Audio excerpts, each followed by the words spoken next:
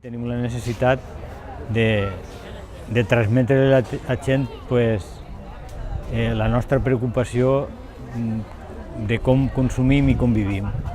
I entonces és un lloc de trobada en el que oferim tot el millor que sabem de nosaltres i dels nostres productes, i aleshores estem en companyia de la gent que ve a comprar i que estimem.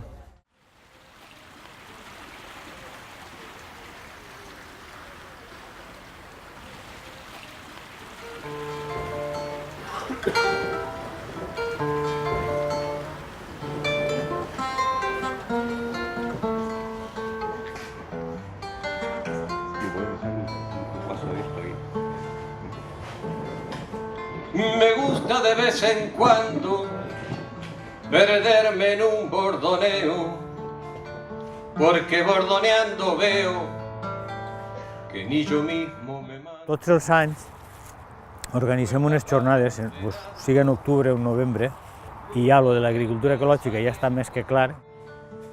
Y en el trotecito lento de una milonga. I aleshores el que estem veient en el conflicte social que n'hi ha a nivell econòmic i a nivell de valors humans, anem a enfocar-ho enguany d'una altra manera.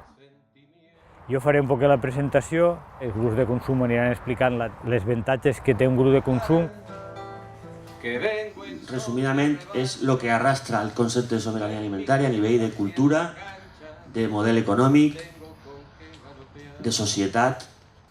Ho hem agarrat com a un altre objectiu, no? Treballar a favor de la sobirania alimentària. Per això comprem verdures a Vicent, perquè considerem que és un productor local que està fent economia local. Me doy por bien pagado, entrando atrás del primer. És important que la gent s'organitzi en grups, són uns moviments que passen les barreres tradicionals, no? Que no se queda soles en el fet de comprar i vendre, sinó que passa. Se passa un pas més al davant i s'involucra el que és la persona. Ande se cantan quebrantos, apenas mi voz levanto para cantar. I també parlarem sobre la problemàtica dels xiquets en les escoles, que el que es donen a menjar no és menjar, és un producte que li diuen menjar però que això no alimenta, això el que fa és que trastorna a les persones. Y la muerte traicionera me acogota su palenque, háganme codo. Sobretot també anem a explicar les avantatges de l'agricultura ecològica, del teu lloc, del teu país, de la teva terra, del costat de casa. Desacreditarem tot el que puguem als grans centres comercials i als mercadones, sobretot. El descrèdit per nosaltres és total. Tindrem un parell de grups musicals, el Lucho Roa, que és un cantautor xilè que està ja així en el País Valencià un munt de temps, i també vindrà el Vicent Xelós, que ens anirà animant un poquet en les xerrades. Que el canto es la abierta herida de un sentimiento sagrado. Pues demanaria que tancarem els ulls totes les persones que estem així.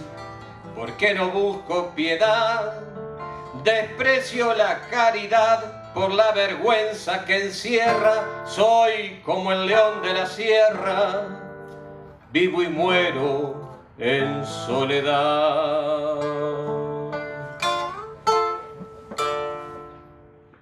La valoració jo la crec que ha sigut molt positiva. Ha sigut que la gent s'ha pogut expressar lliurement, entre cometes, perquè encara veig molta por. Penso que estem en el camí de trencar això, i això és el que realment val la pena. Pensar que la gent jove i els xiquets al final és l'important, anem a crear el present i el futur sortirà ells sols.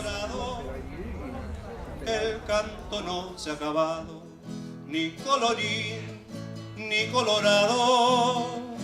El canto no se ha acabado,